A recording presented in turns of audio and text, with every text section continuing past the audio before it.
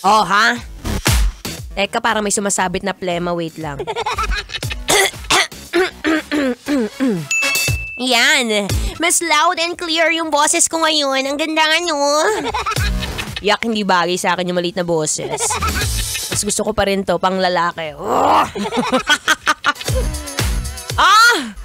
Sabi ko nga kanina, since today it's Friday.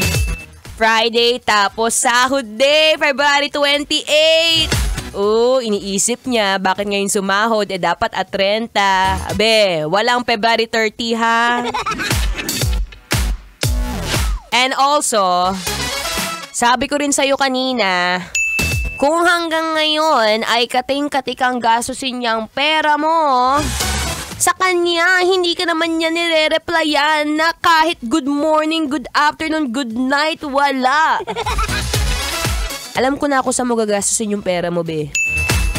Gastusin mo dyan sa kamag-anak mong my birthday. Nako, sinasabi ko sa'yo, kailan mo huling nilibre yung kamag-anak mo na may birthday ngayon? Actually, ngayon po yung birthday ng lola ko. Lola, kung naririnig mo to, happy birthday sa'yo, miss na kita, Lola. Yung lola ko na laging nag-aaruga sa akin, laging ako pinapakain, hindi ako pinapauwi hanggat wala akong take out mula sa rep niya. Makakwento ko lang, no. Nung bata po kasi ako, laking lola ako. Yung nanay ko tsaka yung tatay ko, lagi silang nasa trabaho. Tapos nakwento ng lola ko, isang araw daw, sorry for the word ha, pero nagtatai ako. Tatay ako ng isang araw, sabi niya, alam mo ba, Maratoni, muntikan ka nang mamatay. Pero kung hindi dahil sa akin, hindi ka mabubuhay. Bakit naman ganun lang? Ba't parang may pagsumbat? Pero ganun nga, sabi niya, dumating daw nung bata ako, siguro mga 2 years old or 3 years old. Lagi raw ako nagtatae, tapos hindi na niya alam kung anong gagawin niya. Nangungutang na raw siya sa mga kapitbahay para lang magamot si Maratoni. Diba? Alam mo, yan yung mga bagay na hindi mo talaga mapapalitan. Hindi mo masusuklian. Kaya diyan ka ba? Happy birthday, Lola kong. Tandaan mo, mahal na mahal kita. Tama na, baka maiyak ako dito. Well, ikaw ba, kabisyo, meron ka ring magulang o meron ka ring lola na kagaya ni Maratoni ay talagang nag-alaga sa'yo nung bata ka? Tingnan mo, nakalimutan mo, birthday rin pala ng lola mo ngayon. Batiin mo na, be! Or kung hindi man lola, kung sino man sa kilala mo na may birthday ngayon, well, this is the perfect time para batiin mo, be.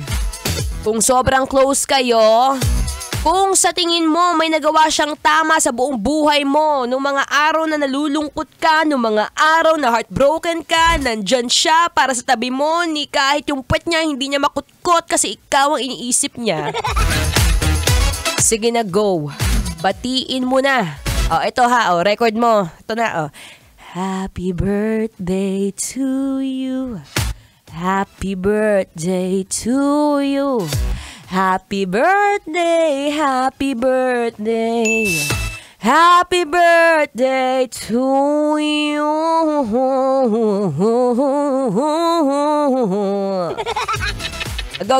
Go. Sige na, batiin mo na. Pero, huwag kang aalis ng istasyon, ha? Dito ka pa rin sa number 1, 90.7 Love Radio. Here's another song. Exclusive. Papapapalaban! Kailangan pa bang i-memorize yan? Basic. Metro Zone.